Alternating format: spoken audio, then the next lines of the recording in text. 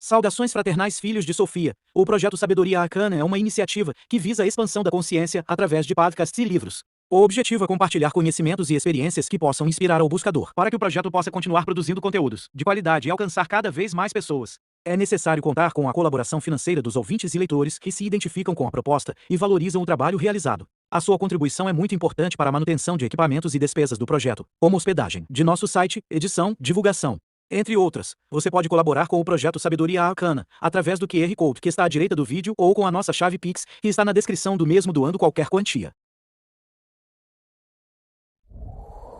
O selo Sabedoria Arcana tem a honra de apresentar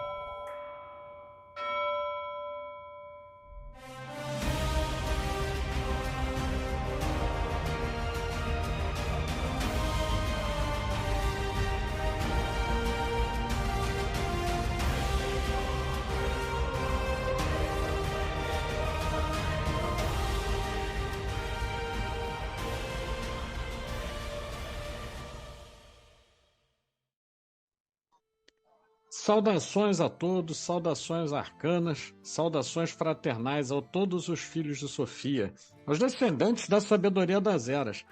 Estamos aqui em mais um episódio do podcast Sabedoria Arcana, em que eu e nosso amigo, companheiro de projeto, companheiro de lutas aqui para a divulgação do conhecimento arcano, Adílio Jorge Marques, iremos trabalhar um tema que aparentemente é muito discutido, mas nem tanto.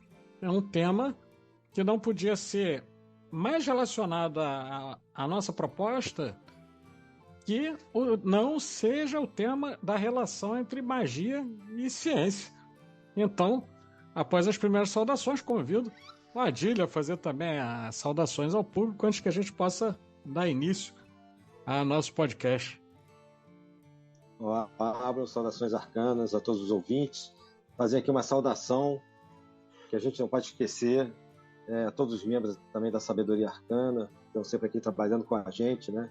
Tem o Rodrigo Rangel, o Lucas, o Fernando Gralha, então uma equipe tanto que está conseguindo levar aí o projeto adiante junto com a gente, né? O Pablo e eu.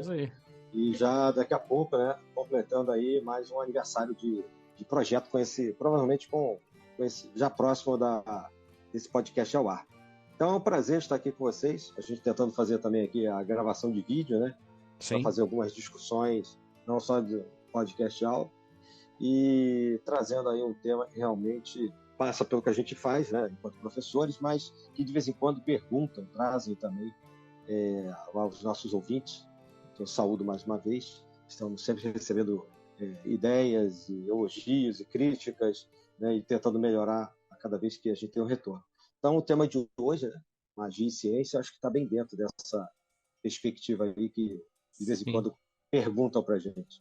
Perfeito. É dentro disso, Adílio, eu queria dar um pontapé inicial, porque hoje é compartilhado, né? Hoje a gente vai fazer mais um bate-papo do que propriamente uma entrevista, etc., como em outros momentos trouxemos convidados, e aí sim, a gente tinha um direcionamento de fazer uma entrevista. E aí, acho que a gente podia começar falando de algumas definições de magia e ciência dentro de aspectos tanto históricos quanto filosóficos, né? Eu vou começar, se me permite, fazendo algumas considerações, e bem breves, tá? Sobre magia. Isso aí eu quero só dizer que, para um público seleto, parte do que eu vou falar aqui vai ser repetido em um outro evento, né? Mas é só uma parte pequena, né? Então eu quero falar que a ideia de magia e a ideia de ciência, nos primórdios da humanidade, não estavam tão separadas quanto nós vemos hoje nesse mundo pós-cartesiano, digamos assim, né? O pessoal fala pós-moderno. Quando alguém fala pós-moderno, eu falo, pô, você está falando de Revolução Francesa, né? Porque a Idade Moderna, ela termina em 1789, né? Eu até brinco com o pessoal do pós-moderno, falo, não, vocês são do século XVIII então, né? Porque a modernidade começou a pós-modernidade começa com a Revolução Francesa, né? Com 1789. Mas lá no início, na primeira civilização que a gente tem notícia, porque é a primeira que deixa registros escritos, não que outras não pudessem ter existido, etc. Havia uma associação muito forte entre o que a gente vai chamar de ciência, né, hoje, né, como ciência experimental, e o que a gente vai chamar de magia, no sentido de uma conexão com outras realidades, dimensões, etc., que não necessariamente são visíveis. Né? E aí eu estou falando da Suméria, né, em que havia uma casta sacerdotal que, ao mesmo tempo, era uma casta imbuída de construir práticas mágicas e, ao mesmo tempo, de apresentar resultados que teriam que ser palpáveis. Não fosse assim, eles eram rapidamente destituídos daquela casta e saíam. Então, é um aspecto histórico importante, porque eu estou falando de um período que é de alguma coisa em torno de 6 a 7 mil anos atrás, 6.800 a 7 mil anos atrás. Então, esse é um tema que eu quero dizer para você que não é novo, dizer para os nossos ouvintes, né, que não é novo no sentido de que o objeto que nós estamos tratando, ele já estava aí na pré-história. Os primeiros registros são de mais ou menos 6.800 anos atrás, né?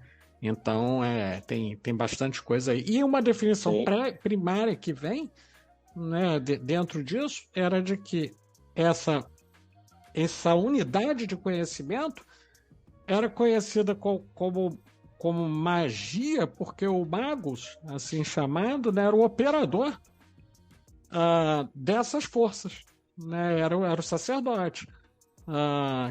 Tanto que numa região próxima à Suméria, né, mais ao norte, onde hoje fica o Irã, e depois esse mesmo termo se espalha para o leste europeu. Pouco depois, 2 milênios depois só. 2 milênios depois, nós temos a palavra Madiar para se referir aos sujeitos, né? E essa palavra dá origem não só a um povo, mas também dá origem à ideia de mago, né? De sábio, etc. Então, trouxe um primeiro dado aqui, histórico e, de certo modo, conceitual, mostrando um momento em que isso estava indiferenciado, né? Não tinha essa cisão que vai acontecer depois, né?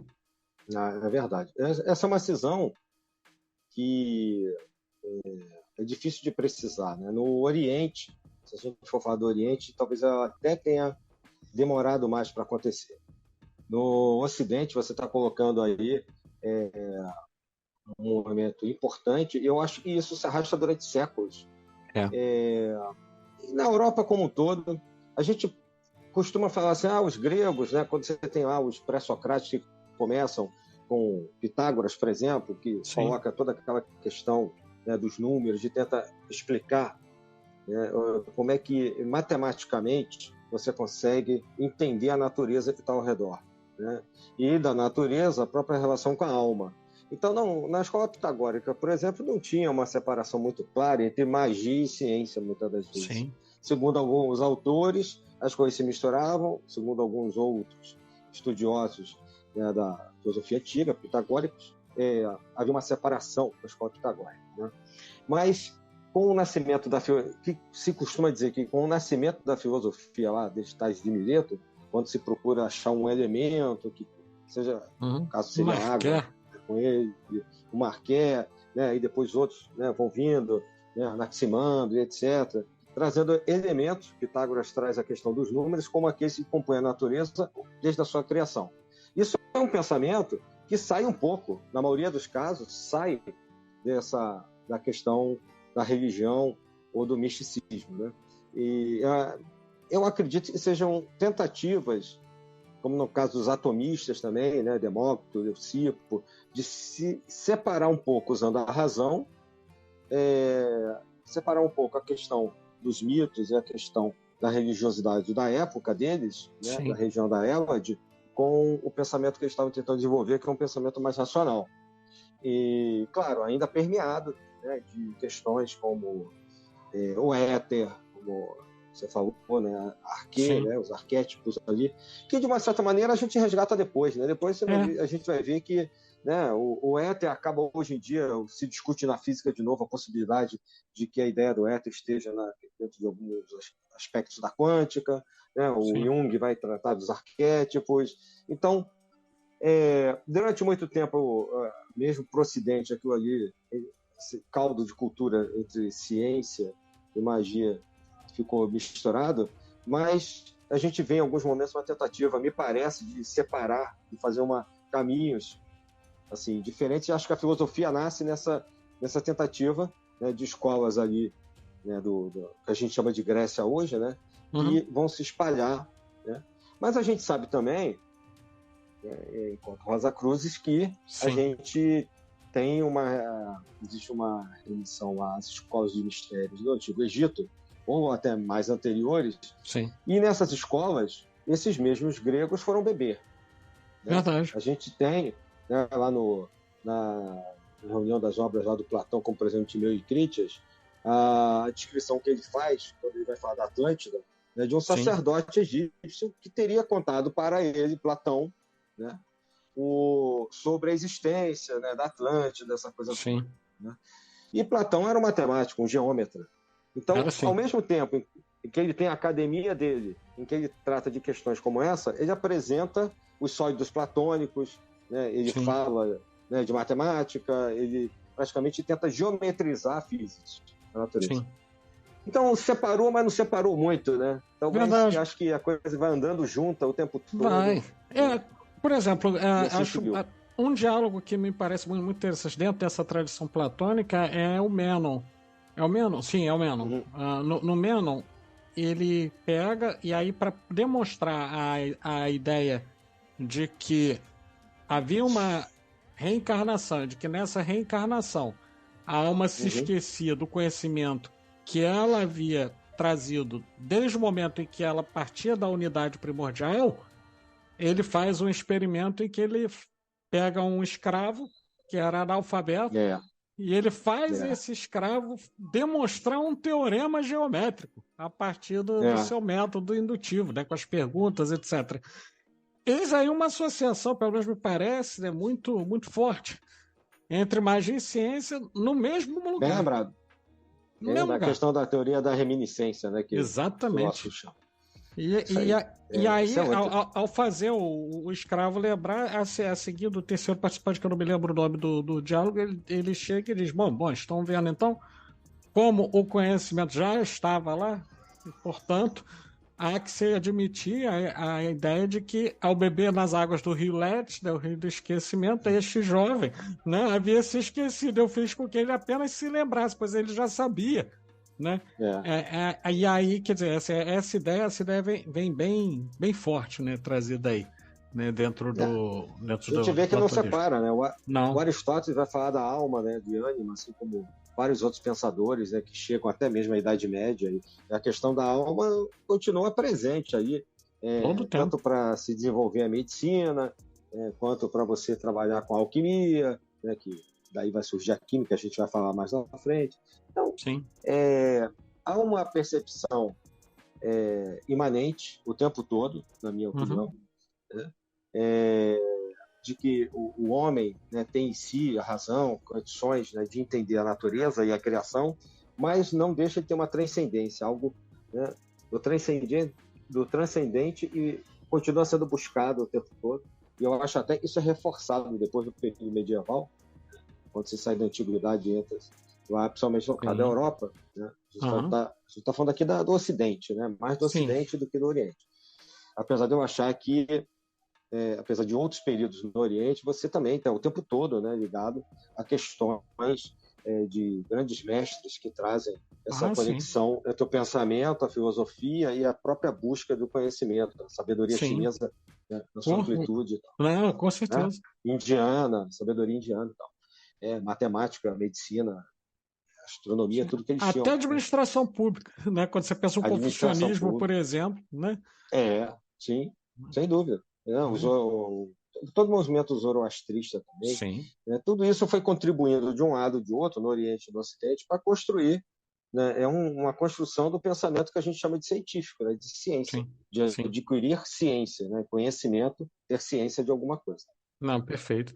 E quer dizer, esses diálogos, né, que vão se estabelecendo, porque, vejamos, num primeiro momento, como se formos pensar lá nos 6.800 anos, 7.000 anos atrás que eu falei, não havia nem que se falar em diálogo, que era a mesma coisa para essa civilização. Né? Você simplesmente tinha O conhecimento, e esse conhecimento a ele era atribuído a um certo, eu não vou dizer nem mitológico, porque não era concebido como mito, era dado como verdade a narrativa teísta, né? A narrativa daqueles deuses e etc.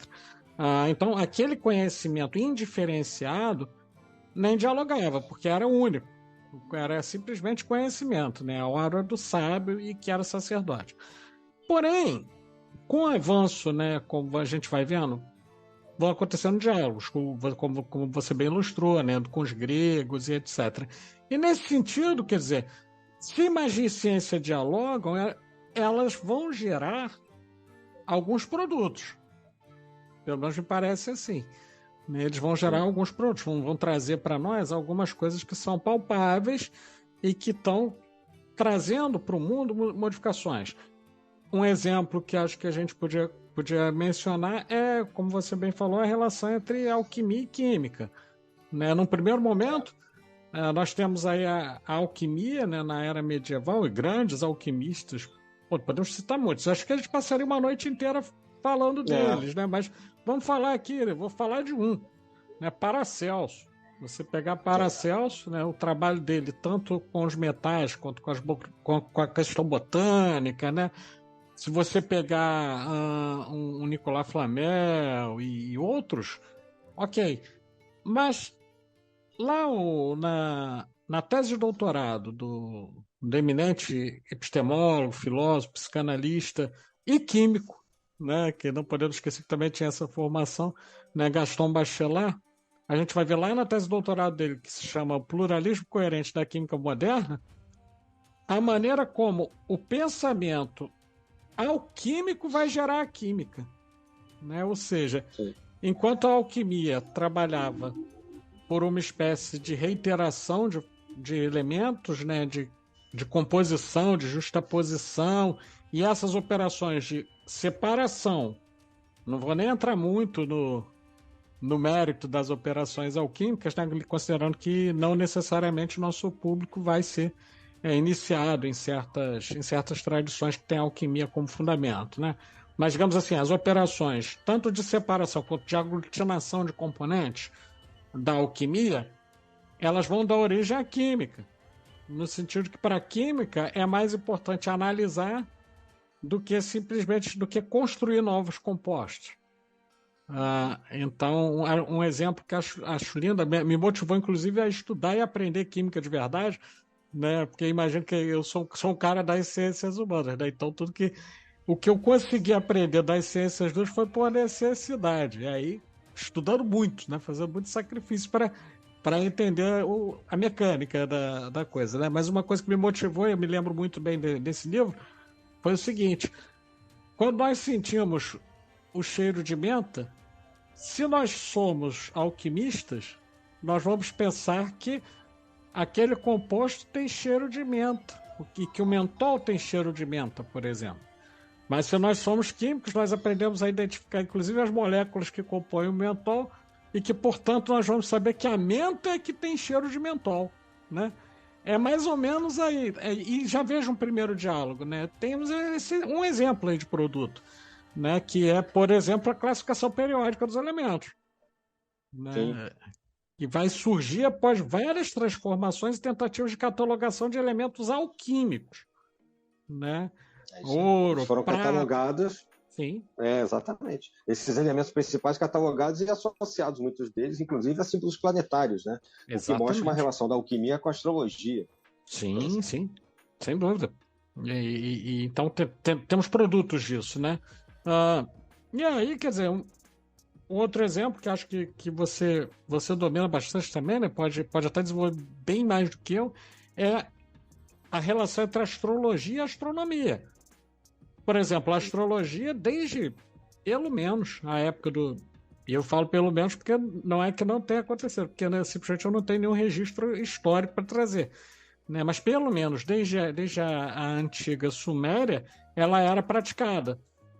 Tá? Mas a partir da astrologia nós vamos ter o desenvolvimento de uma ciência astronômica, principalmente na virada aí da Renascença, né? Da Renascença para lá a gente tem uma ciência astronômica chegando, né? Exatamente. Como resultado desse diálogo.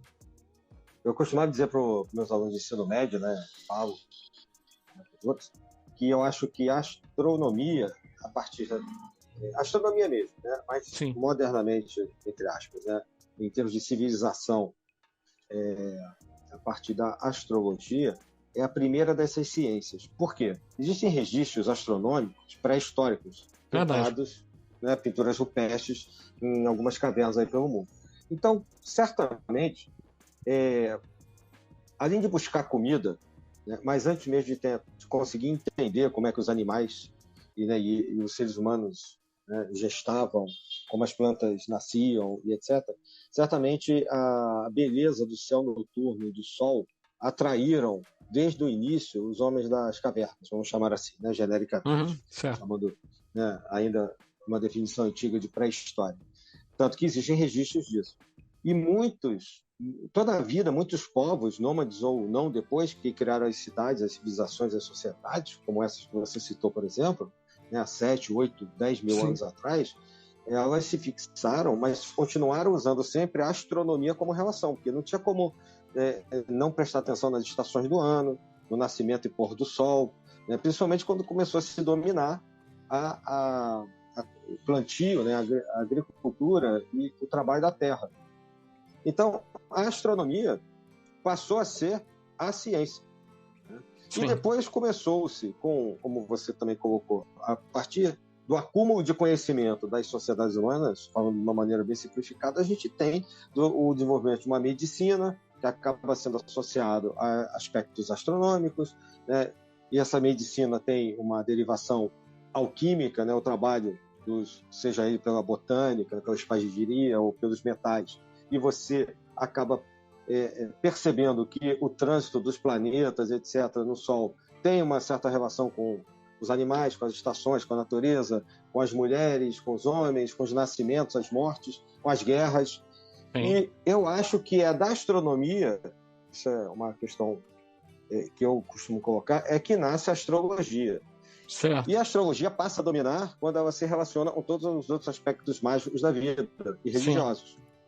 E depois a astronomia volta a se separar, pós-renascimento principalmente, né, volta a se separar da astrologia, e ambas caminham separadamente até hoje, né, principalmente com a chamada, vamos dizer assim, revolução científica, né, galileana e tal, quando a questão do Galileu, Newton, Copérnico, né, o heliocentrismo, essas questões do final do 17 e do século XVIII se firmam definitivamente, né? E a matemática ao longo do século XVIII se estabelece junto com a física, né, muito firmemente, então há uma separação de novo. Mas eu acho que a astronomia é a mãe de todas, na minha opinião. Inclusive da própria astrologia. Né? E tanto é que, como a gente está falando, a alquimia, que dá toda a base de um cabedal de conhecimento para surgir a química, né? Principalmente depois com o Lavoisier, né, e tal, quando ele coloca as teorias dele químicas, depois o surgimento da separação melhor dos elementos e tudo. A própria alquimia estava junto com a astrologia, a gente acabou de mencionar aqui. A medicina estava junto com a astrologia. Né? E, sei lá, a gente pode pensar, a própria magia, como ela se estabelece, segundo alguns autores, né? Vindo talvez do Oriente para o Ocidente, né? Aquele negócio do leste, né? E tal. E com a observação do céu, da astronomia, essa magia junto com essa astronomia dá origem, né, a uma magia que necessita da astrologia, dos seus aspectos astrológicos para se desenvolver, enquanto mística, oculta. Né? Sim. Então, é muito importante, realmente. É um conhecimento que acaba... Eu acho que um vai reforçando o outro e aí se misturam, viram uma amálgama só e vai caminhando com a humanidade, ora em forma de religião, né, ora em forma de sociedades ocultas ou chamadas, né, místicas, secretas, vamos queira dar em alguns momentos, até que realmente depois, lá pelo século 17, 18, se separa. Sim. Temos então esse conjunto de conhecimentos que dialoga, ora se une, ora se separa. Ora você estabelece como ciência, ora você estabelece no âmbito do conhecimento mágico. e que muitas vezes troca de lugar. Por exemplo, se nós formos considerar algumas coisas que a ciência moderna vai trazendo, exemplo, a possibilidade de transmitir a longas distâncias mensagens, a possibilidade de você realizar à distância uma série de procedimentos, etc. Vou dar um exemplo. Vou dar um exemplo que é bem ilustrativo. Vou falar de um livro, tá? Um livro psicografado, lá pela psicografia do Chico Xavier, da época em que ele ainda, o médium, né, o Chico Xavier ainda estava vivo. Então, o livro acho que é de 1957, 58, que é o livro Missionários da Luz, tá? Sim. Seria psicografia do espírito de André Luiz, e aí ele descreve a existência de um aparelho em que o sujeito ficava deitado e aí as pessoas passavam por cima dele uma espécie de tela transparente e viam as estruturas internas. Isso. Me parece muito, mas muito com tomógrafo hoje. Tá? Sim. Porém, na maneira como era apresentado esse tipo de conhecimento, olha aí trocando de lugar, né? Por efeito de uma época distinta, né? Essa aparelhagem que hoje nós sabemos que é absolutamente explicável pela ciência, né? Pela emissão de radiação beta e etc. Os reflexos do raio beta são colhidos e analisados, os cortes de imagem, aí forma a imagem do tomógrafo. À época, era não só trazido, né, como um conhecimento de uma fonte espiritual, como visto como algo mágico por alguém que não tinha a menor condição de entender esses fundamentos e rudimentos da ciência, né? Então ocorre também esse movimento. Não somente elas trocam de lugar, como também coisas que, em dado momento, são creditadas como mágicas, místicas, etc. Em um outro momento, a ciência vai decodificar e vai trazer leis de formação para elas. Né? E acho importante colocar isso. E aí, dentro disso, Edílio, temos aqui alguns destaques, né, que talvez seja interessante a gente fazer desse período aí neoplatônico, renascentista, né, de alguns autores que trabalharam, né, alguns pensadores que trabalharam dentro dessa perspectiva. Por exemplo, né, o Agripa, o John Dee, o Giordano Bruno, né, o grande astrônomo, né, como você diz, e etc.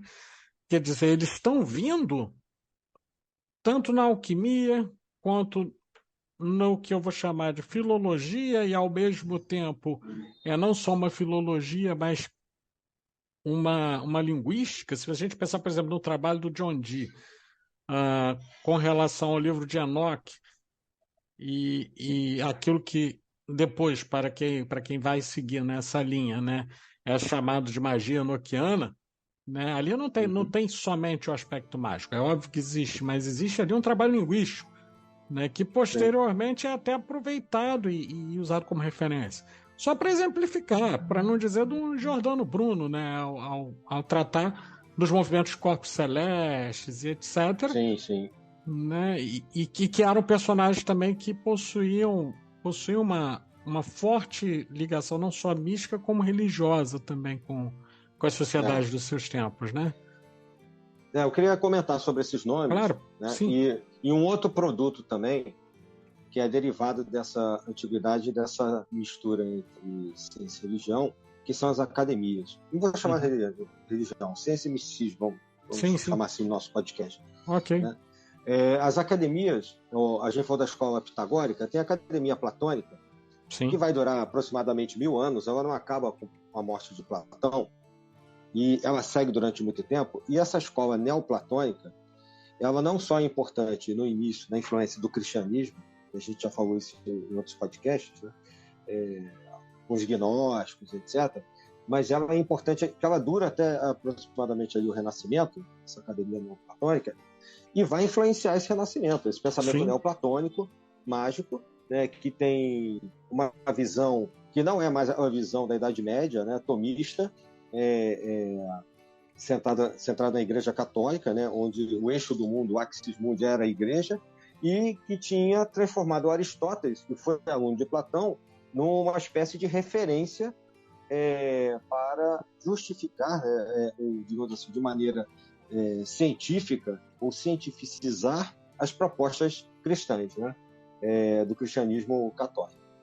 Então, o Agripa, por exemplo, que você colocou, ele bebe nessa sabedoria neoplatônica e vai compilar o que provavelmente, nos seus 3 ou 4 livros de sabedoria oculta, a base de místicos e ocultistas séculos à frente, né? Um exemplo é o Eliphas Levi, o Papos, né? E vários que vão depois escrever livros e se transformar em referência já contemporânea aqui para a gente, né, do século XIX e XX, mas que beberam tradicionalmente lá atrás. O Agripa ele coloca nesses livros que ele produz, que até uma indicação, né, foi lançado pela editora Madras alguns anos atrás, e existe um 4º livro que não está nessa edição da Madras, né, ele coloca ali uma reunião de tudo isso que a gente está assim, falando aqui como se fosse um grande manual. Aí tem ali filologia, né, várias linguagens antigas, tem magia angélica, né, que é uma questão do John Dee ali na Inglaterra, né, você tem astrologia, você tem astronomia, tem alquimia, um monte de coisa ali. E depois isso vai sendo sintetizado, né, nesses livros chamados livros de magia, esses autores que a gente está falando. O John Dee é outro. O John Dee ele bebe nessas fontes, né, na Inglaterra, e quando ele se junta com o Edward Kelly, ele coloca, né, ou consegue colocar para a gente a chamada magia enoquiana, mas era um grande astrólogo. Enormemente era um consultor famoso, muito famoso, o astrólogo, e consultor da rainha da Inglaterra, né, e que, de uma certa maneira, usava isso para defender a Inglaterra, né, contra várias questões políticas da sua época. Né. Assim, o que a gente deduz hoje, historicamente, pelas cartas e documentos de John Dee, né, que até mesmo a questão da magia angélica, ele se preocupava em fazer isso para poder defender, né, a autonomia da rainha, né, do reino. Ou seja, ele tinha uma visão política, usava a astrologia, a magia para defender o próprio país, vamos dizer assim, né, chamar de país.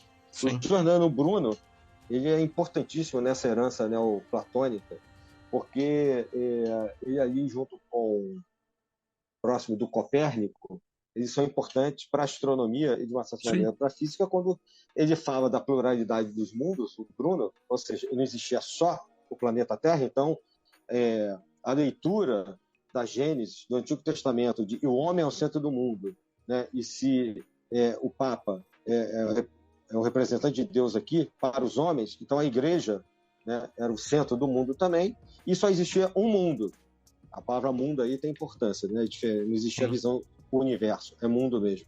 Então, se o homem e o planeta Terra são o centro do universo, né, de toda a criação, como se chamava, você não podia cogitar existissem outros mundos, senão você tirava essa questão, né, axial ali da criação do Papa, da política, né, da Igreja. Claro.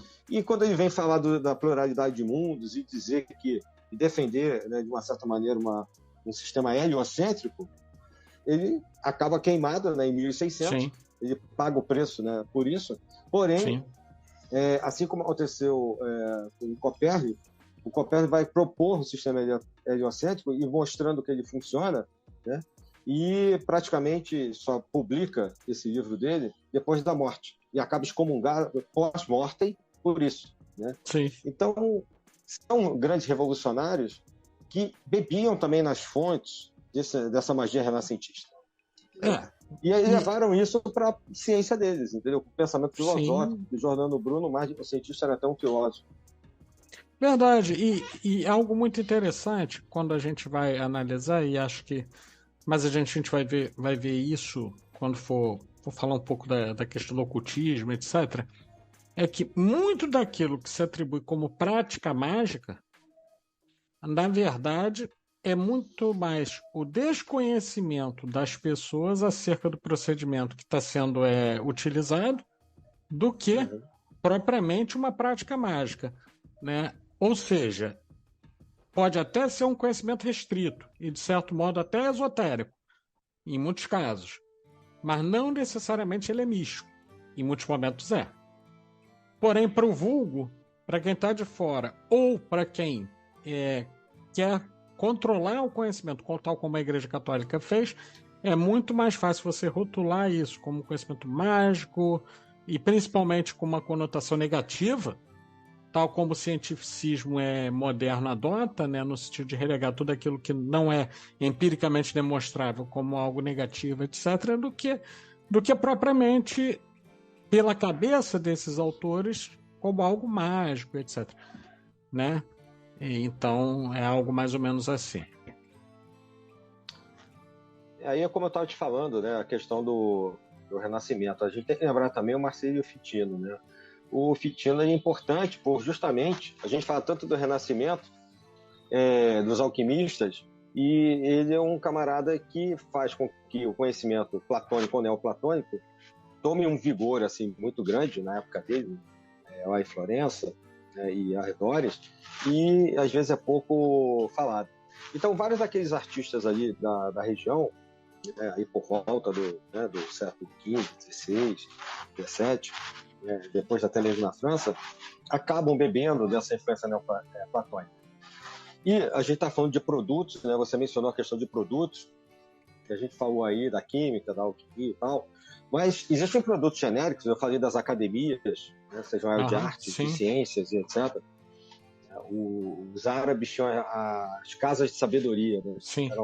Foram, digamos assim, as primeiras universidades, né? Eles não chamavam de universidade, e depois acabaram, de uma certa maneira, também surgindo na Europa, né? Em Paris, em Oxford, Cambridge e tal. Mas, assim, e se a gente fosse botar outros produtos também, que na época do Ficino e etc., a gente podia trazer, além desse que você falou, né? Você citou aí o Paracelso. Então, a partir desses nomes já, a gente tem aí o surgimento da melhora da agricultura, coisas para se botar na terra para melhorar a agricultura que surgiram desses conhecimentos alquímicos, principalmente. Sabões, tipos de coisas que se usava tanto para limpeza quanto para medicina. O próprio desenvolvimento da medicina. Tem um filme que é interessante, que é de um livro também interessante, chamado O Físico. Esse livro, esse filme, que veio depois, o físico não é porque o físico fosse um físico moderno como Einstein, que fazia contas e fala de astronomia. O físico, antigamente, ele era o médico, seria a tradução, né? Só que aí o autor do livro, da obra, manteve o físico como eram chamados antigamente. E aí é interessante que na história, falando assim, poucos segundos, tem um personagem, um jovem, e ele acaba como um aprendiz de um físico, né, entre aspas, que faz tudo, né? Ele era um tiradentes, um dentista e fazia sangria nas pessoas, ao mesmo tempo fazia teatro, essa coisa doida. E aí ele acaba indo para a Europa, para o Oriente, e acaba numa escola de sabedoria dessa, né? A gente está falando, né? Numa casa de sabedoria. E o filme mostra bem, a própria fotografia do filme, a diferença na Idade Média de como estava o conhecimento científico, ainda muito atrelado a forte, né, centrado no catolicismo, e como estava avançada na época essas casas de sabedoria e como a medicina era avançada lá entre os árabes, por exemplo. Então, é uma discussão que se fala até hoje, né, dessa troca que existiu Idade Média e Renascimento entre Oriente e Ocidente, e que, de uma certa maneira, proporcionou o próprio Renascimento com a questão neoplatônica. Vários livros desses filósofos antigos tinham desaparecido do Ocidente, os árabes tinham conservado, somente depois de Alexandria e tudo, né? Se perdia várias bibliotecas, dentre elas Alexandria, mas esses escritos aristotélicos foram conservados lá no Oriente e depois voltaram para a Europa e foram retraduzidos. E assim nós conhecemos muitas coisas do Aristóteles, por exemplo, né? A não ser aquele texto e o nome da Rosa aparece lá, a gargalhada e o sorriso, a comédia, né, que está perdido mesmo. Esse realmente não se sabe se foi escrito ou uma lenda, né? Mas muita coisa sobreviveu. Então, todas essas escolas de sabedoria, sejam elas como a gente conhece nas organizações iniciáticas, chamadas de escolas de mistério, né? Sejam as universidades europeias, as casas de sabedoria, Ok. né, dos árabes, né, as academias também, né, platônicas, aí até esses nomes que a gente estava citando, né, elas são a sobrevivência de uma mistura de ciência e religião. Né, e a ciência vai renascer, a ciência moderna, vamos chamar de moderna, vai renascer em cima desse caminhar que a gente está falando aqui, né, e de toda essa herança que acabou a gente tendo, né, desses alquimistas e astrólogos, etc. Sim. E a gente pode citar outros nomes aí, que eu acredito que você vai citar. Tem sim, tem alguns que a gente pode pensar, né? Um que me impressiona muito é o David Hume, mais adiante, tá? A gente já está falando aí de uma era moderna, certo? Dando um salto, mas é porque a gente não está fazendo necessariamente claro, tem elementos históricos, mas a gente não está seguindo uma linha histórico-temporal. Cronológico. Exato. A gente está falando de temas, né? Batendo um papo falando de temas. Mas, por exemplo, o David Hume ele vai bater muito nesse ponto quando ele vai escrever uma obra discutindo sobre a possibilidade de milagres à luz da razão empírica. E aí ele começa a analisar, e veja, a gente está falando de um pensador com um ponto de vista religioso e católico, né? Mas que está discutindo a possibilidade da existência de milagres e, inclusive, refutando o que era apresentado como milagre em alguns momentos. Mas, quando nós vamos analisar a forma como ele faz isso, ele leva o conhecimento assim chamado empírico, né? Ele leva a ideia de pegar evidências dos 5 sentidos a um patamar quase que mágico. E eu diria até mais, não só mágico, como teológico. Porque ele vai dar uma supremacia à assim chamada evidência primeira, colhida pelos 5 sentidos, que faz com que tudo aquilo que não se enquadre nessa possibilidade de ser colocado como evidência tende a ser absolutamente tirado de lado. E aí eu chamo a atenção disso por quê? Porque a gente está falando de alguém que não só é um cientista, mas que dá os fundamentos, né, os pilares de sustentação principais para aquilo que a gente vai chamar de método experimental mais adiante na ciência, e que está trabalhando justamente com nesse caso específico, né, com a matéria que é uma matéria que é a do pensamento mágico e também teológico, que é a ideia de milagre. Sim. Né? Uhum. E ele vai discutindo, vai debatendo dentro disso. Né? Eis aí um produto que a gente tem desse diálogo. Né? É igual você falou da mentalidade cartesiana, igual Descartes. Sim. Né? Descartes, ele tem, né, é um matemático, é um filósofo, né, e etc., mas ele não abre mão dos postulados da religião, da própria questão do éter, por exemplo, do antigo éter. Então, todo o sistema dele, por exemplo, astronômico e assim, até mesmo matemático, principalmente o astronômico, acaba passando por esses, digamos assim, preceitos mágicos, antigos. Né? E eu acho que o maior, na minha modesta opinião, o maior exemplo que a gente tem disso, para mim, é o Isaac Newton. Porque o Isaac Newton revoluciona a física, né, com os princípios da matemática. Né? Ele desenvolve um trabalho a partir do trabalho de Galileu, que é o marco da revolução científica, assim, né, uma separação desse renascimento, né, com o que vai vir depois como a ciência, a razão e tal, o iluminismo, e assim a gente vai seguindo cronologicamente. Mas o Isaac Newton, ele era um grande matemático, um grande astrônomo, revoluciona toda a física, até hoje se estuda, inclusive no ensino médio, é a física newtoniana. Né? Depois a gente tem a partir de 1900, com Planck, depois Einstein e tal, né? A relatividade, os princípios, né, digamos assim, atuais, que a gente tem. A quântica, a primeira quântica nos anos 20 do século passado e tal. Mas, ao mesmo tempo, ele era um exímio alquimista, ele passou boa parte e o final da vida dele estudando alquimia. Aliás, até se contaminou, né, provando misturas que ele fazia e se contaminou com enxofre, arsênico, etc., com vários elementos pesados, porque ele ingeria o produto da alquimia prática, laboratorial dele, e era um teólogo. Ele passou a maior parte da vida dele estudando a Bíblia. E fazendo parênteses dentro disso, fazendo parênteses dentro disso, convido todo mundo que não estiver muito seguro disso que a gente está falando a ler a obra de Newton sobre o Apocalipse. Sobre as profecias em Daniel, Apocalipse, em Daniel, exatamente. Né? E é algo que é assim fantástico. Você falou, né, dele ter se contaminado. Eu conheço uma pessoa muito próxima que se contaminou também, buscando fazer um experimento alquímico, mas aí era com gás anídrio, que era resultado de uma substância lá que o sujeito estava fazendo, né?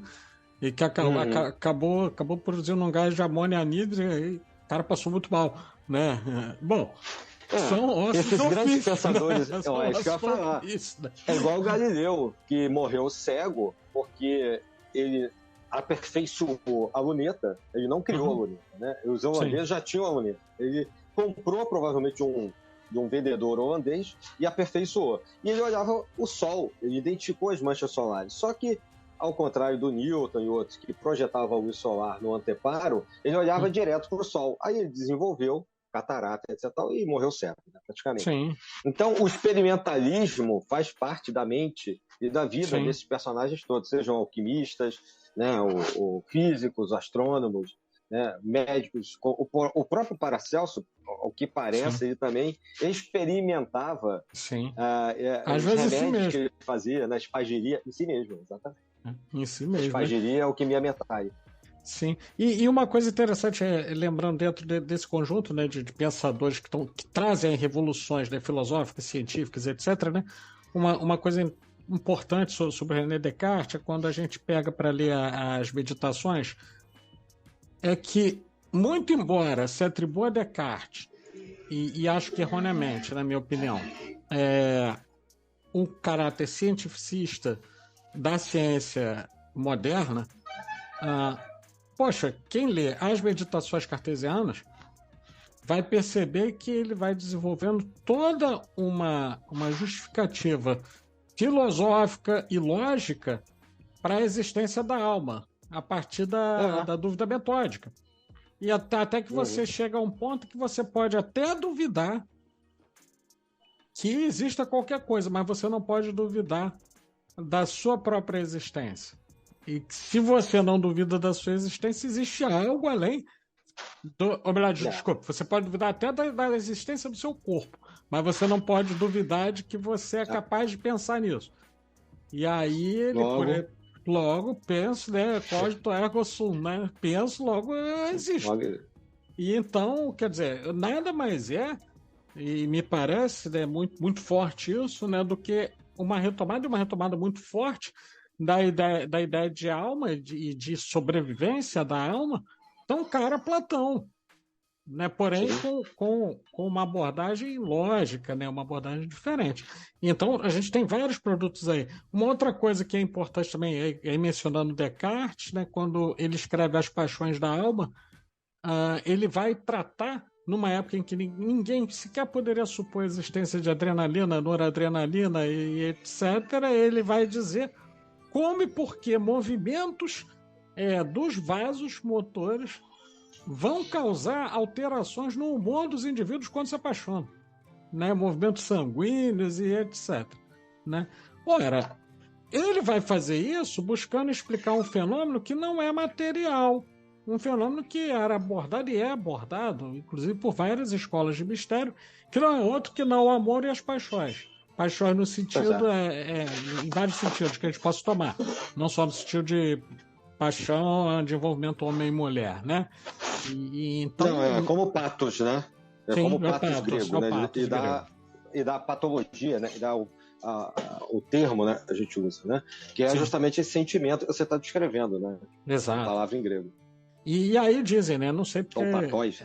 É o patóis.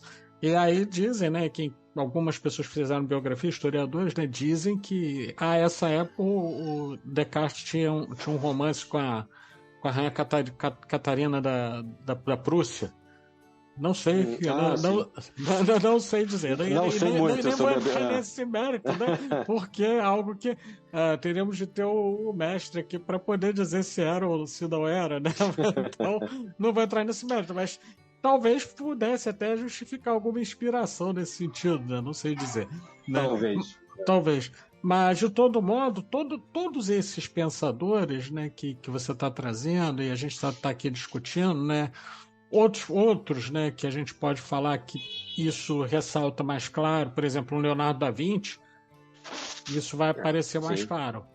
Né? O Leonardo da Vinci, a gente vê quantas coisas, né? Como é que ele juntava tanto conhecimento científico, né, e transformava em invenções, mas ele bebe nessas academias, né, renascentistas, tanto em termos artísticos quanto matemáticos e etc. Sim, exatamente. E não só, uma coisa que me parece muito interessante é como ele codificava, né, aquilo que ele desejava deixar para os adeptos que seguiam linhas de pensamento parecidas. Né? Então colocava letras espelhadas, coisas cifradas, símbolos e no sentido inverso, né? No sentido inverso. Um signo. Colocava alguns símbolos, signos que alguém iria olhar ali e iria reconhecer, né? O que ensejou... Tem um personagem... Sim. Um personagem e de uma certa maneira, eu acho que se relaciona com ele, é o Fitino, a gente está falando. Sim. Marcílio Fitino, eles têm essa mesma... E o Leonardo da Vinci estão ali próximos, né? Um vai beber na fonte do outro, né? Eu acho que eu não sei se o Leonardo vem depois, agora não lembro bem, mas as escolas neoplatônicas são casa ambos. Né? E os dois estão ali por Florença, né? Onde a gente chama da Península Itálica ali, né? E são, de uma certa maneira, importantes no sentido não só das artes, né? De maneira muito diferente, depois que vai questionar a religiosidade, a igreja, etc., nasce dali também, né? Depois a França explode isso, a Inglaterra. Não, é verdade. Então, quer dizer, uma coisa que... Kepler, a gente está falando aqui de pensadores... Desculpe te interromper, mas claro. Do Kepler, que a gente estuda na escola, das órbitas, né? O Kepler,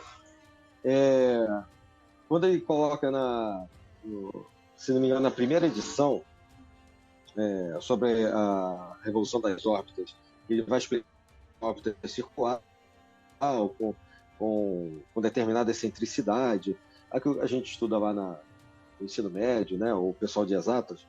E eles dá a entender que ele se baseia numa coisa chamada harmonia das esferas. Esse termo, harmonia das esferas, é pitagórico. Sim. Ele está se baseando na escola pitagórica, lá de trás, que a gente começou a conversar.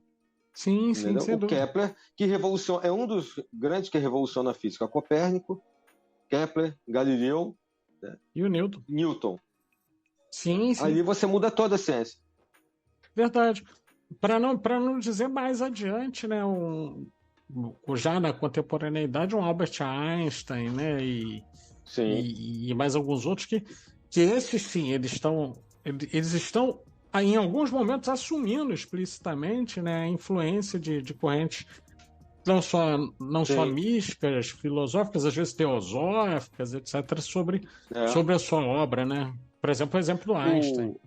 O Einstein, isso aí. O Einstein, perguntaram a ele se ele acreditava em Deus. Ele era judeu, né? E, obviamente, ele disse que sim, mas num Deus como o de Spinoza, que é outro pensador também, né? Que não deixa de ser um inspirador, não só, né, para correntes ocultistas, né? De escolas que vão surgir lá com Jacob Boehme, né? Depois, o que vai inspirar o Saint-Martin, né? E daí o martirismo. O Einstein acredita no Deus espinosista, né? Não é um Deus centrado em algum lugar, é quase uma coisa panteísta. Sim. Que o Spinoza propõe, né, estando presente ou onipresente em todos os lugares, né, sem centro, sem localidade, a própria natureza sendo Deus manifestado e tal, falando a grosso modo aqui. E esse Deus é um Deus que está presente na cabeça do Einstein quando ele vai fazer várias das propostas dele. Como também, de uma certa maneira, tem uma influência direta no Newton. Quando o Newton propõe a teoria da gravitação, na ação à distância entre dois corpos com massa, ele está pensando na ação divina do Criador na criação. Aí é que surge a sacada da gravidade, da ação de interação gravitacional entre dois corpos, sim, obviamente, e de massas grandes, que de massas pequenas, sim, você não percebe. Né? Então, dois planetas, o que seja. Essa ação à distância, que para ele era instantânea, depois se descobriu que não é, né? Leva a velocidade da luz, era uma ação de Deus. Era uma ação, sim, divina. A ação à distância era ação divina. Na cabeça do Newton, o que ele propõe, acaba colocando como algo revolucionário, que é a maçã caindo na cabeça, né, e tal, aquela história da atração gravitacional, acaba sendo inspirada num pensamento teológico. Não, sem dúvida.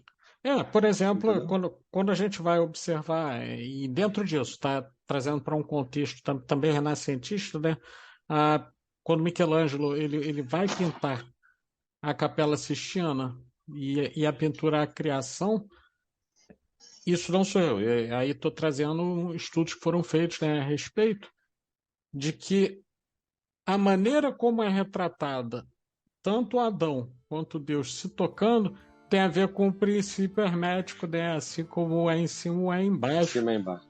Né? Enfim.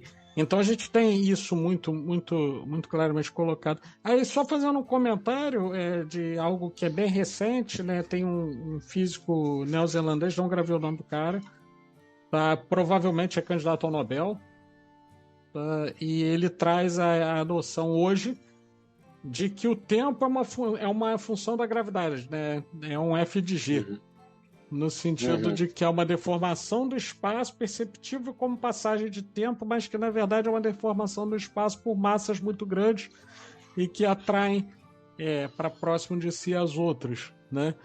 Bom, isso... É uma proposta que começa com Einstein lá, né? É uma proposta que começa com Einstein. Né? Sim, e é só para mostrar o quanto isso vai influenciando, porque tem muito a ver, por exemplo, essa noção com uma ideia que não é ocidental, é uma ideia oriental, da dança de Shiva, da contração e expansão, da contração e expansão do cosmos. Né? Então você vai vendo isso ocorrendo, né?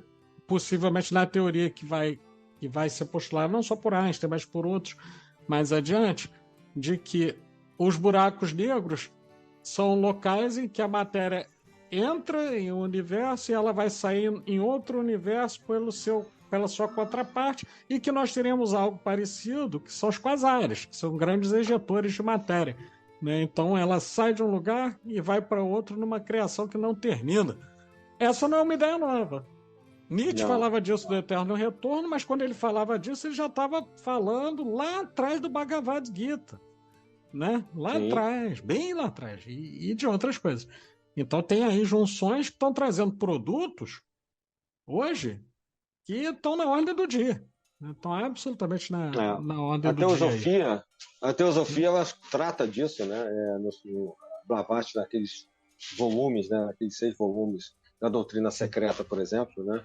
Então na Cosmogênese, que se não me engano é o volume 1 e tal, se me falha a memória, ela vai tratar disso, né? E isso é uma tradição antiquíssima e que acaba refletido depois, né, entre o final do século XIX e o século XX, com essa questão da astronomia, né? Hoje a proposta é que o universo se expande. Né? E essa expansão, né, é uma teoria, do Big Bang e tal, né, que é baseada nessa respiração de Brahma, né? E tem a respiração, né, a exalação, e aí depois, quando o fim do universo é onde ele teria a inspiração de Brahma, né? Você tem o Big Bang e o Big Crunch. Existem vários modelos de Big Bang. Quando o pessoal fala a criação do universo, né, astrofísica, Big Bang, existem vários modelos com o mesmo nome. Né, a partir de uma explosão inicial, falando assim de maneira simplista. Né? Não existe só uma formulação para o Big Bang. E dentre as muitas formulações, algumas são cópias quase que totais do que você está falando. Coincidência ou não. Né? Não são autores tão conhecidos. A matriz de pensamento estava lá. A matriz de pensamento estava lá. Estava lá. Né? E isso sob uma forma mágica, né? E etc. E hoje, quer dizer, uma questão que me parece que vale a pena a gente colocar é que nós vivemos numa sociedade que, em grande parte, ela é materialista, individualista, e muito calcada ainda em uma noção de ciência baseada em demonstrações, e baseada em demonstrações concretas, né? E aí acho que cabe uma pergunta, para a gente bater um papo aqui, seria se aquilo que é chamado de oculto, necessariamente será que vai ser desmistificado pela ciência? É uma coisa para a gente pensar, não? É uma pergunta interessante, né, que fica aí na cabeça, né? Eu acho que a ciência desmistificou muita coisa. Eu acho que não tem como a gente prescindir da ciência, na minha opinião. Sem a ciência, a gente cai em terra plana, fake news, essas maluquices que tem por aí. Né? Revolta da vacina, umas coisas assim. Revolta da vacina, essas coisas aí. Né? Daí para pior. Então, eu acho que não tem como prescindir da razão, prescindir da ciência. E acho que a ciência, durante muito tempo, explicou muitas coisas, como a gente foi colocando, que estavam dentro de uma coisa que a gente chama de oculto. Oculto porque não conhece. Sim. Que está dentro de um mistério, de um místico. Né? E agora, eu acho que o papel da ciência é isso, basicamente. E eu acho que muito, como você falou aí do livro do Chico Xavier, eu acho que com o tempo a tendência é que aquilo que a gente, ao longo da história da magia, né, ou das religiões, era algo mágico, como você já colocou, com o tempo vai se tornar, como aconteceu com o tomógrafo, algo conhecido. Como é que a gente ia imaginar, por exemplo, quando há 40 anos atrás, né, que a gente teria no aparelho celular que cabe no bolso, o que a televisão, o rádio, o telégrafo, calculadora, tudo estava dentro de um negocinho desse, né? Parecia ficção científica. Era uma ficção científica. A internet nem se imaginava o que era a internet, né? Eu cheguei a ver, né? Você deve lembrar disso também, né? Aquelas séries antigas que mostravam o videofone, né? Que os caras faziam uma comunicação com videofone, né? Era um negócio. Sim. Né? Era uma coisa que eu me lembro que quando eu era pequeno você falava, não, um dia as televisões vão ser finas, vão ser fininhas, como se fosse um livro, uma coisa assim, né? Porque elas eram enormes, com aquele tubo, né, de raios catódicos e tal. Sim. Né? E há muito tempo, a gente já está aí, todo mundo já está cansado de algumas gerações que as televisões podem ser colocadas na parede, como se fosse um quadro. Isso eu me lembro de ter visto no Professor Pardal. Aquela história falava disso, entendeu? Você tem um videoclipe do Queen, aquele Radio Gaga. Sim. Você olha 84, e aí você olha, os sujeitos estão folheando um livro com imagens, né? Como se fossem de televisão. Tipo Harry Potter. Né? Sim. O jornal do Harry Potter, os livros, né? Que aparece lá a prisão de Azkaban, não sei o quê. Sim. Aí a notícia vem com... Então, mas eu acho que a gente caminha para isso. Caminha. E uma isso coisa... é uma forma de trazer o oculto que vai deixar de ser oculto. Pois é, e aí eu quero retomar uma palavra que acho que ajuda a gente a pensar um pouco dessa relação entre oculto e ciência, né? E principalmente nesse caráter que a ciência tem de ir trazendo para a luz, trazendo para o conhecimento aquilo que inicialmente era oculto, mas não no sentido de uma escola de mistério, mas sim no sentido de algo que as pessoas ignoram, o funcionamento, que é a palavra tão conhecida pelos antigos gregos, né? A palavra chamada Sofia. A ciência no sentido de Sofia, né? No sentido de ser aquela aproximação com a verdade, tal como proposto. Eu sou até suspeito para falar, né? Do sujeito, mas vou falar de novo, né? O emérito Gaston Bachelard, ele falava das sucessivas aproximações em direção ao real, né, no seu ensaio sobre conhecimento aproximado, que aliás tem uma edição muito boa, tem uma tradução muito boa que saiu em 2004 pela Contraponto Editora. O pessoal consegue comprar baratinho na estante virtual, mas a Contraponto é uma boa editora com essas boa questões editora, aí. cara. E só pontuando, a gente tem um podcast sobre Bachelard, sobre o Bachelard. Temos podcast sobre alquimia também, temos sobre magia, vários dos temas que nós estamos tratando aqui, né, para os nossos ouvintes, podem procurar na nossa lista lá de podcast, temos vários. Um podcast inteiro só para esses temas. Só para esses temas, né? E o canal do YouTube, né? E o canal do YouTube. Porque estão sendo colocados todos lá. Todos, e é interessante, o pessoal que não olhou, por favor, olha a descrição do vídeo que vai ver link direto para esse, especialmente do Bachelard, que a gente acaba de mencionar agora, o de magia, etc. Quem procurar vai dar uma olhada ali nos links. Pessoal, não tenham preguiça de ler, hein, gente? Não é porque tá em vídeo que o pessoal vai ter preguiça de ler, não. Falando aí pra galera que tá chegando, vamos ler, porque senão você não adquire nem magia nem ciência. Né? E daqui a pouco tá acreditando em terra plana. Mas assim. Não vai ter ciência de nada. Não vai ter ciência de nada, né? Vai ficar inconsciente, né? Nesse sentido, Adílio, eu acho que talvez uma possibilidade seria pensarmos se magia e ciência não possuiriam uma complementariedade, né? Se elas não seriam talvez parte de uma mesma arte, de uma mesma compreensão de universo. E aí, só antes de abrir para você comentar esse ponto, queria lembrar do Humberto Roden, né? Quando ele vai falar da sua filosofia universica, né? E ele vai falar por que as pessoas falavam, sempre como você falou no início, né? Falavam em mundo e não em universo. É porque o universo ele contém o uno, no sentido da unidade, mas contém também alguma coisa que está para além da unidade, que está no verso, né? Esse além da unidade, né, é o que lá os cabalistas iriam chamar de Ein Sof, por exemplo, né? De incognoscível. Ele tá para além daquilo que você pode conhecer na unidade, mas ainda assim configura a unidade, né? Podemos chamar de Deus? Podemos, né? Aí o Humberto Roden está falando, né? O universo, né? Porque é o uno e o verso, né? E aí eu te pergunto, será que poderia haver uma complementariedade entre magia e ciência? Eu particularmente acredito que sim. E eu queria ouvir um pouquinho você a esse respeito. Eu acho que sim. Eu acho que sempre foram dois lados, magia e ciência, de uma mesma moeda. E como a gente já descreveu aqui, eu acho que uma acaba gerando a outra muitas das vezes, né?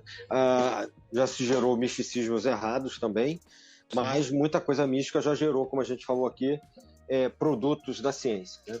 A gente pode citar ainda, dentro da questão histórica, a Royal Society e vários, né, membros que criaram ali, estiveram na própria no surgimento da maçonaria inglesa e tal, que é marcante, né, dentro do mundo aí místico, né, ocultista do Ocidente, né? Mas a Royal Society começa com um colégio invisível. Esse colégio invisível era composto, né, de alquimistas, né, de astrólogos, né, de construtores, arquitetos, né, de físicos e tal, que se reuniam em Londres e depois começaram a se reunir também em Oxford, né, e se reuniam para discutir como a gente está fazendo hoje. Sim. Sobre vários assuntos diferentes, cada um com a sua especialidade, né, e que não era público, né? Como isso acontecia entre pessoas que eram de várias localidades e especialidades diferentes, porque até não tinha reunião online, né, como a gente está fazendo aqui, eles chamaram de colégio invisível. E dentre esses conhecimentos, tinha lá os conhecimentos que a gente chama, né, de Rosa Cruzes, por exemplo, que a Frances Yates vai colocar, né, no Iluminismo Rosa Cruz, vai chamar disso, justamente esses caras que estão ali discutindo coisas que fazem a transição desse mundo, né, renascentista, mágico e tal, continuam praticando isso e desenvolvem a ciência. Então, eu acho que isso acontece hoje. Esse exemplo que eu estou falando lá do século XVII, né, da década de 60, entre 1660 e 1666, ali, com a Royal Society, eu acho que, de uma certa maneira, acontece hoje. De uma maneira mais radical, talvez. Né? Uma maneira talvez mais radical, porque hoje a separação eu acho que é bem delimitada na academia, né? Você, como professor, sabe disso.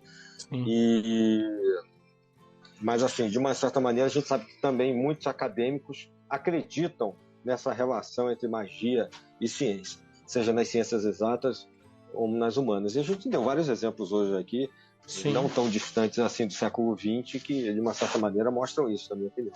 Não, é verdade. Então, acho possível, sim. Acho possível. Bastante, né? E acho que isso vai na contramão de um certo pensamento cientificista que se consolidou nas ciências humanas, nas ciências duras, como você diz, no sentido de excluir qualquer possibilidade de construção de conhecimento que não esteja sob determinado molde metodológico, né? Determinado molde teórico e metodológico. E aí eu fico pensando se isso não é uma espécie de reminiscência de inquisição, né? Porque às vezes os caras fazem movimento de banimento mesmo. O cara, e não, ninguém fala com esse cara aqui, porque esse aqui ele tem umas coisas, né? Eu vou parafrasear, a pessoa que ouvir esse podcast vai saber de que eu estou falando, não tem problema, porque eu não vou identificar ela, mas ela sabe que ela fez isso comigo. E não é por ser uma questão pessoal, quero trazer um exemplo, tá? Não é. Quero deixar bem claro, não é um ataque pessoal. Estou relembrando um fato que aconteceu, tá? Sem mencionar o nome, tá? Mas para dizer do fato em si. Um sujeito que hoje é bastante iminente no campo do direito, não vou falar quem é, jamais, tá? É brasileiro, tá? Ponto. Uma vez falando comigo, eu já estava discutindo um assunto que era da academia, então em parte era educacional, em parte era jurídico. De repente ele faz um argumento de autoridade, para e fala assim: olha, Pablo, eu não vou mais falar com você não, porque você tira essas informações, sabe lá de onde, porque você mexe com o oculto. Como se isso fosse um demérito. Eu fiquei, na hora eu só tive a reação, e eu tenho um problema de ser irônico às vezes quando me deparo com isso, né? Eu falei assim, poxa, mas onde é que está o oculto? Que eu estou mexendo, porque está tão oculto que nem eu estou vendo, né? Você está falando que eu mexo com o oculto, né? Especialmente, eu não estou vendo nada. Aqui só temos aí você conversando, cara. E para mostrar, né? Eu usei isso para ilustrar o fato de que, às vezes, né, há uma cristalização de um pensamento que vai excluir uma série de coisas que vai fazer aquele famoso efeito, né, de você jogar fora a água do banho com o bebê junto. Então, essa separação e esse expurgo das assim chamadas, né, ciências ocultas ou dos conhecimentos ocultos do âmbito de estudos da academia é absolutamente nocivo, na minha opinião. Isso, infelizmente, acontece muito nas Américas. Mas em alguns países que não são muito marcados por religiões nacionais, como, por exemplo, os países do norte da Europa, eles têm, a Holanda, por exemplo, eles têm já há muito tempo cadeiras acadêmicas sérias que estudam o que eles chamam ou de sabedoria mística ou de sabedoria arcana, inclusive, é o nome do nosso podcast. Sim, sim. Então, isso é estudado por vários assim, pensadores. Então, a gente tem hoje, por exemplo, na Europa, escritores, doutores, pós-doutores especializados em rosacrucianismo, em maçonaria, em magia renascentista, em alquimia. Em Portugal também, a gente tem, né, nos Países Baixos, na Inglaterra, a gente tem isso academicamente. Sim. Infelizmente, né, nas Américas, Norte, Sul, Central, eu atribuo isso muito, estou querendo ser weberiano não, mas um pouco, atribuo muito isso aí à presença de uma religião, uma religiosidade, em termos de religião muito forte, seja protestante, seja católica e tal, que acaba marcando o pensamento das pessoas, e isso acaba marcando também o pensamento acadêmico. E isso leva à exclusão, que uma vez eu li um artigo, né, do meu ex-orientador do doutorado, em que ele chama essa ciência que a gente está falando de cientificista de ciência central, né, e tem uma ciência marginal, uma ciência que é justamente a alquimia, a astrologia, que é considerada à margem do que seria a ciência de verdade, né? A ciência marginal, e que para muitos já superada e não contribuiria com nada, né? Com mais nada. Principalmente para as ciências humanas, é fundamental, na minha opinião, se a gente vai estudar um filósofo, né, que trabalhou com isso, um literato, alguma coisa, você não tem como estudá-lo, né, se você não levar em consideração o pensamento dele, como se ele se interessava por essas coisas e como isso impregnou o pensamento dele na sociologia, né, não importa, né, na história. Então, infelizmente, esse cientificismo, como você falou, que também acabou caindo nas ciências humanas, acaba atrapalhando nesse sentido. Não, muita coisa. E aí, quer dizer, né, nesse sentido, eu penso que fica aí, né, um convite, né, para quem está nos assistindo, e isso é o que é bacana na internet, que a internet, olha aí, mais um produto, né? A internet possui uma coisa chamada nuvem, né? Atualmente. Atualmente a Pois gente usa a é. tecnologia em nuvem. E os hindus criaram uma palavra chamada caixa, para se referir a Sim. registros que ficam etéreos, mas que você pode acessar como uma Vai espécie acessar. de local de memória. E como A não qualquer relacionar a qualquer época? Como não relacionar isso que estão fazendo hoje a uma caixa, de certo modo? Porque você tem na nuvem, né, na Computation Cloud, lá de onde vai ficar hospedado esse arquivo, a possibilidade disso ser acessado a qualquer momento, a qualquer hora, e etc. Alguma coisa que aconteceu num dado momento histórico em que estávamos discutindo justamente magia e ciência. Então, mais um produto de magia e ciência aí aparecendo, né? E As tá ideias aí. estão lá. Estão lá. Estão lá. É igual os Estão lá. atomistas. A gente está falando Sim. aí de 5 séculos, 4 antes da Era Comum, né? O antes de Cristo, como se falava. Sim. Né? E o pensamento da existência do átomo, no século XX, com Einstein, principalmente, foi definitivamente aceito. E isso é importante para a química. Você estudar química sem acreditar no átomo, né, e na molécula fica difícil. Muito. Né? Fica complicado. Então, como é que os caras sacaram isso? Né? Então, tem muitas questões ali que são como os sólidos platônicos, que de uma certa maneira, para muitos, é um pensamento atomista que ele matematicamente descreve, né? Que está baseado nos 5 elementos. Então, essas produções da mente humana, eu acho que nenhuma delas deve ser descartada a qualquer momento. Realmente. Sim. Bom, acho que a gente ainda poderia ficar aqui algumas horas, mas pelo nosso formato de podcast, um assunto, né? Eu queria indicar alguns livros. Isso que eu ia dizer. A gente poderia partir para indicar algumas leituras e etc. E a partir daí fazer a nossa saudação, nossas considerações finais, né? Então já que você está mencionando, Ed, por favor, faça suas indicações, eu vou fazer algumas também. Eu até trouxe algumas aqui, além daquelas que eu acho que eu mencionei, né? Essa aqui eu mencionei de uma certa maneira, né? Os 3 livros de filosofia oculta, né? É o Agripa. Seu Agripa, pequenininho, você vê que é um livro pequenininho, de bolso. De bolso. Né? No fim de semana, aí o cara lê. Maratona o livro, igual sai na Netflix. Um pequenininho aqui, né, com 1.100 páginas, 1.100 e poucas páginas, e que na verdade tem mais um livro, né? São 4. Esse é o famoso Agripa, a gente está falando, da onde muita gente ali vai beber. A gente não citou o Jacob Boehme, né? Mas Jacob Boehme é muito importante, como você já tinha colocado, né? O Jacob Boehme, se você ler a Aurora Nascente dele, ali dentro tem alquimia, tem astrologia, tem magia e tal, a partir, né, de todo um conhecimento teológico que ele coloca, e ele é considerado na filosofia um nator-filósofo, né, um filósofo da natureza. Tem um pouco de Spinoza nele também, né? Sim. Vamos dizer assim.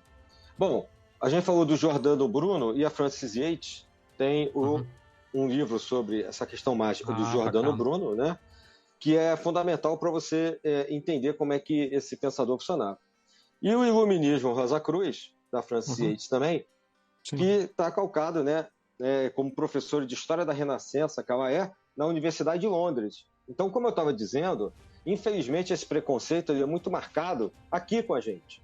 Mas, na Europa, a gente tem especialistas. Então, ela está falando do Iluminismo, né, que acaba dando em toda aquela tradição chamada de Rosacruciana, que tem a ver com os ingleses, franceses e tal, que não tem como você entender o Iluminismo sem entender esse caminho que levou ao Iluminismo, que passa, né, pelos Rosacruzes, pelos maçons, pelos alquimistas, né? Bom, esse é um livro aqui do Jonathan Israel, Iluminismo Radical. Também foi pela Madras, né? A filosofia, a construção da modernidade entre 1650 e 1750. Isso aqui tem quase 1000 páginas também, pequenininho, né? Também outro livro de bolso, mas que vai falar de como a ciência, e justamente isso a gente está falando aqui, como é que eles falam de Spinoza, né? Os jornais cultos, fala sobre essa sociedade, como é que ciência e magia, de uma maneira histórica e filosófica, né, se interrelacionaram. Então, assim, são alguns, né, assim, dos textos, né, que eu queria citar. Existem vários outros, a gente podia citar aí um monte deles. Tem vários. Eu tenho Se você quiser aí também. a acrescentar, né? Até porque você está trazendo já um conjunto bem robusto, né, de conhecimentos aqui para indicar para o nosso leitor. Eu quero indicar particularmente 3 que me parecem muito importantes. Um é do próprio Spinoza. Ética demonstrada à maneira dos geômetras, que ali está a raiz do pensamento e não só. Estão colocadas as concepções de Deus, a maneira em que ele relaciona Deus à lógica e a maneira em que ele vai relacionar Deus, lógica e ética. E ao fazer esse triângulo, não por acaso, né? Não por acaso ele está se remetendo a um princípio triangular. Lá no livro, vou deixar para quem quiser ver a explicação do próprio Spinoza, né? Ele vai dizer por que ele vai remeter a essa lógica tripartite. E aí ele vai dizer que dentro disso há que se fazer sempre um axioma transcendente, uma demonstração à maneira que os geômetras faziam de qualquer postulado ético. Né? Esse livro é fantástico para entender. Dá trabalho, é pequenininho também. Pequenininho, 640 páginas. Spinoza é importante. Importante. Dentro dos antigos ainda. Né? Acho que para a gente poder citar, obviamente, o René Descartes com os princípios da filosofia primeira, que ali ele tá justamente distinguindo por que de falar de princípios de uma filosofia primeira. E ali ele está estabelecendo uma relação que as pessoas que não leram Descartes vão dizer que não, Descartes ele é o sujeito que ele vai pensar no sentido de excluir toda e qualquer outra forma de pensamento, por ser demonstrável. Eu digo, bom, tudo bem, só faltou ler o Descartes, né, para afirmar isso. Então, quem quiser ler lá os princípios da filosofia primeira. Tem mais 2 para indicar. Um é do Immanuel Kant, que me parece muito, muito, muito bom para entender isso, que é o começo conjectural da história humana. Ali ele vai tentar fazer uma divisão entre conjectura e evidência, numa época em que se discutia muito os princípios, né, do conhecimento científico. Então, começo conjectural da história humana. E, por último, mas nem por isso é menos importante, não podia deixar de citar o livro que eu já mencionei aqui, mas mencionei en passant, do Gaston Bachelard, que é não, esse eu não mencionei. É O Novo Espírito Científico. Né? O Novo Espírito Científico, ele vai não só resgatar as bases assim chamadas pré-científicas, como mostrar de que maneira o pensamento humano, numa perspectiva epistemológica, evolui desde a alquimia, a astrologia e as práticas mágicas até o que se considera como ciência hoje. Então, quero fazer essas recomendações aí, tá? E infelizmente eu não tenho nenhum deles aqui à mão para mostrar. E se tivesse também, nem seriam tão bonitos, porque os que eu tenho são muito antigos, eles estão se desfazendo com o tempo. Né? O importante é que o pessoal que está ouvindo anota. E aí tem muita coisa na internet hoje, até para baixar de graça, muitas das vezes, né? Exato. E eu indicaria 2 que tem a ver, fazendo advogado do capeta aqui, que eu mencionei um deles, né? Sim. No sentido, né, de uma crítica à influência das religiões, né? Não está falando do cisma, do ocultismo, das religiões. Eu falei do Max Weber, né? A Ética Protestante e o Espírito do Capitalismo, que a gente não pode deixar de citar. E tem um livro do Carl Sagan, que quando eu estava fazendo um trabalho com o Caruso sobre negacionismo, a gente mencionou, que é O Mundo Assombrado pelos Demônios, onde o Carl Sagan ele faz uma boa desconstrução, e tem muito a ver com algumas coisas que a gente andou passando aí nos últimos anos, né? Claro. De uma tentativa, de uma pseudociência desconstruir a ciência. Né? Então, agora falando um pouco do outro lado, são 2, eu não tenho eles aqui, mas são 2 leituras que acho que impactam também, né, por 2 pensadores importantes, sobre de como a ciência acaba impactada, às vezes negativamente. Né? A gente falou de muitas coisas positivas aqui, mas às vezes negativamente por uma desconstrução da própria religião ou da própria ciência, uma tentativa dele. Uma tentativa de desconstrução. Sim. Então, né, eu acho que a gente vai agora chegando ao final desse episódio, e eu quero reiterar, né, o convite, né, a leitura, o aprofundamento, uma coisa que é muito importante, especialmente para essa geração que está chegando hoje. Estou falando com as pessoas como eu e você, Adílio. Nós não somos velhos, nós somos experientes. Né? Nós somos experientes, nós somos um pouco mais experientes, às vezes, do que alguns que estão chegando hoje, estão aí na faixa da juventude, né, saindo da adolescência, se interessando por esses assuntos. Pode parecer óbvio para algumas gerações anteriores, mas hoje eu reitero: não deixem de ler. Hoje nós temos muitas fontes de informação. É verdade. Verdade. E elas surgem muito rapidamente. Mas, por favor, não deixem de ler, porque na mesma medida que temos muitas fontes de informação, estão faltando fontes de formação. Né? Ou seja, fontes que permitam você entender as coisas que estão lendo.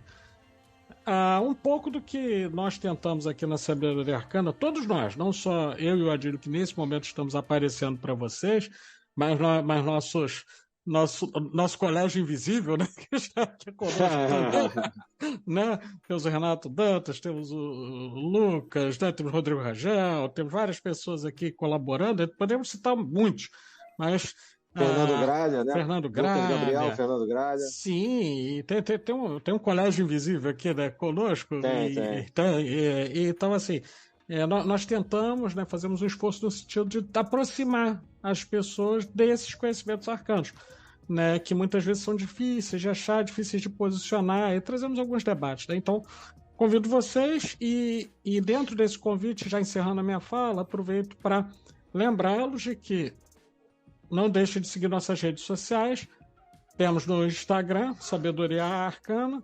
Nós temos no Facebook, Sabedoria Arcana também. Estamos também no TikTok, mas ninguém espere ver nenhum de nós aqui, sejamos eu e Adílio, ou alguém do Colégio Invisível, fazendo dancinha. Isso nós não fazemos, tá? Mas nós estamos no TikTok. Por enquanto, não. Sim, dependendo, né? Quem sabe, né? Mas, por enquanto, isso não está nos nossos planos, ao menos, né? Enfim, e temos, obviamente, né, o nosso canal do YouTube, que em breve terá todos os videocasts, né, da Sabedoria Arcana. Então, por favor, sigam. E o site, né? E o site, sabedoriaarcana.com.br. E, por favor... E também o Clube de Autores, né? E o Clube de Autores que publica algumas obras lá. Exatamente. O selo editorial. O selo editorial Sabedoria Arcana, que é parecido com esse que está aqui no meu fundo de tela, né? Que eu coloquei. Exatamente. Né? E aí, gente, só para finalizar mesmo, quem puder e quiser apoiar no nosso canal do YouTube, compartilhando, curtindo, colocando sininho para receber as notificações, nós vamos ficar agradecidos, porque é mais uma forma de espalhar esse conhecimento. Saudações arcanas, saudações fraternais. Vou passar a palavra para o Adílio para fazermos um encerramento. Não, mas é isso, agradecer, né, todo esse staff aí que está com a gente, né, trabalho fantástico, agradecer a você, Pablo, pelo bate-papo, né, que na verdade é um bate-papo, a todos os nossos ouvintes de novo, mais uma vez, porque sem eles a gente também não teria eco, e também por intermédio, né, de tantas pessoas que interagem com a gente ao longo do mês, que a gente possa levar realmente um pouco dessa sabedoria arcana para esse mundo ainda tão necessitado, né, de discussões democráticas, né, pacíficas, né, e sem fake news e coisas do tipo, né, e negacionismos e etc. Então, deixar minha saudação arcana aqui, né, um abraço a todos e até a próxima. Até a próxima.